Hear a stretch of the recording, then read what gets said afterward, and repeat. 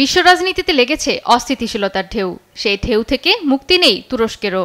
ক্রমেই ভারী হচ্ছে দেশটিতে কয়েক বছর ধরে চলা রাজনৈতিক সংকট। প্রেসিডেন্ট রিসেপ তাইপ এরদোয়ানের পদত্যাগের দাবিতে উত্তাল তুরস্কের রাজধানী আনকারা। বিরোধী দল রিপাবলিকান পিপলস পার্টি সিএইচপির ডাকা এই বিক্ষোভে যোগ দেয় হাজার হাজার মানুষ।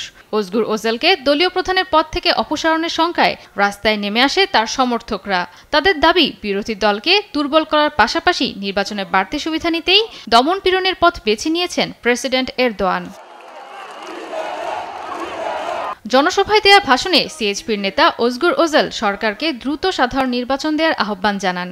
বলেন, প্রেসিডেন্ট এরদোয়ান ইচ্ছাকৃতভাবে 2023-এর নির্বাচনে বিরোধী দলের অর্জনকে বিতর্কিত করতে চাইছে। সমাবেশে তিনি সমর্থকদের উদ্দেশ্যে কারাবন্দী মেয়র একরাম ইমামোগলুর পাঠানো চিঠি পড়েও শোনান।